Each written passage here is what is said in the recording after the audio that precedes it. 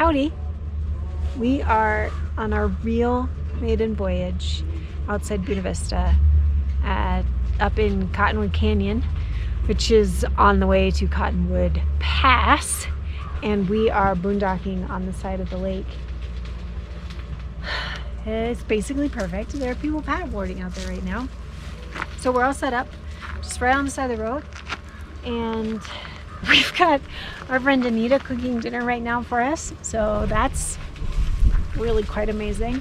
I spent the afternoon laying on the bed with the door open, like fell asleep to this view. Yeah, so the sun's just going down, the leaves are changing, it's gonna get cold fast now that the sun's down, and this could not be a more epic spot. This is literally what we were picturing when we pictured getting the trailer and live camping. This is it. So it's our first morning after boondocking by this beautiful lake, Cottonwood Lake. Learning many things about off-grid trailer life. Yeah. Learning the hard way. We have successfully pooped in our composting toilet. Big victory. Big victory. Doesn't smell terrible. Wasn't sure. Power is a challenge. We're at 10,000, almost 10,000 feet, and it's pretty cold the last few nights. And I tried to get this space heater, which of course draws way too many watts and will last about 2 hours before it completely kills all the batteries. So we have to figure out some more high efficiency things for the future. And what else? We're doing good with water.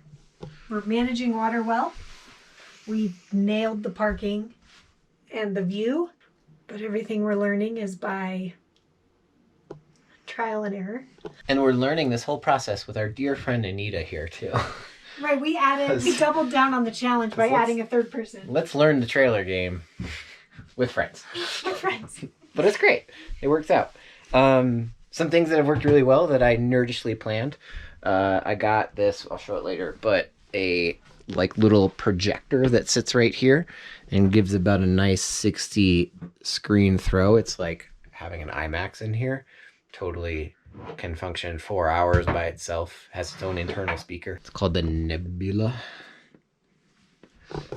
Recommend it. Also got the Pep Wave, which doesn't work. Pep Wave doesn't work out here, but it is a device that you can plug a SIM card into. You get a data plan and it'll broadcast a Wi-Fi signal, unlimited data.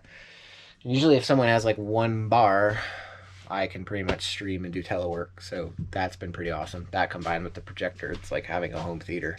And it's a little wooden box. It's nice. By a cool little lake. Today, what are we doing? We had a slow morning with a cold breakfast because we had no power. And now we are going to drive up Cottonwood Pass to an old mine that someone told Justin about on Facebook. So we're going to check that out and see what the view is.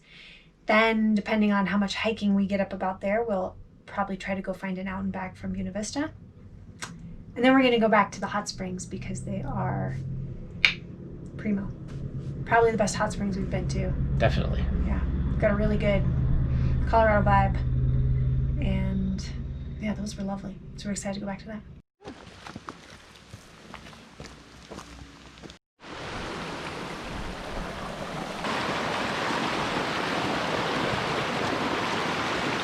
Night number 4. And we're at our first Harvest Host experience.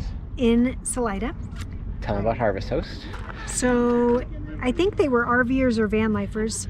They started this idea where you park at, basically places give you their parking lot. Often this is going to be like golf courses, wineries, breweries, whatever. And then you can stay in the parking lot for a night. And hopefully you get some experience in the process, right? You're going to do a wine tasting or you're staying in a beautiful place, and it gives you a chance to support a local business while you have a nice place that's free to stay for the night without having to stay in like a Walmart parking lot. The understanding being that you'll go in and support the business. You'll do something to support them, and then hopefully it's cool. This spot is maybe not the most picturesque that we've ever been in, but we are going to go have a glass of wine. And So we're at the We can- Salida Vino Winery. Yeah, something like that. Something like that. Yeah, it's like $80 a year. It's not free, as you mentioned. It's, you know, there's an expectation that you'll spend like at least $20, which I mean, you would do anyway. Why would you park and stay at a winery and just stay in their parking lot, use their bathroom? I don't know. So that's what we're gonna try. And when we drink all the wine, we can just waddle back to our little home. Vino Salida is what it's called. And I take back what I said about it not being picturesque, because their tasting room is awesome, and their little deck is awesome, and their cheese is gonna be awesome. So many lessons we're learning here. One is that we run out of water pretty quickly, and so we had this idea. Like, yes, 28-gallon tank. We'll get like 4 of these 5 to 6 gallon water things. We're going to fill it up here in this parking lot and realize that that's kind of hard to do. There's this attachment, right? And that attachment. Question mark. So Liz went to go buy a funnel. There's probably a better way. Yep.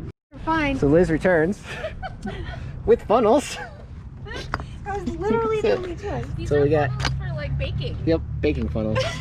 That little Those hole are the 2 options. will Either make. in baking or in oils, you know, like car oil. Well, car they oil. didn't have funnels with them. Oh, no car oil funnels? Obviously, I would have picked that if there was anything less ludicrous. But there are multiple sizes. All right, here we go. We're gonna do it. So that would have worked. It was a good idea if we wanted to do like a teaspoon or something every few seconds. Since we don't. Since we don't, we're gonna maybe go to a hardware store and jerry-rig something new. All right, in final conclusion to the water dilemma, I have this brilliant budget solution of just a hose that we cut, and it can just fit right on the spigot, connects right to the trailer, flip it upside down. It'll work for now. Eventually I'll do fancy things, get a pump, whatnot. So trailer holds 29 gallons. We have about 17-ish gallons of water here in the back that we can load up and go. So we think if we were taking quick combat showers and we had that much water and this much water, we can pretty much make it quite a while out there. We left Colorado yesterday and we're in New Mexico. Topic for another vlog.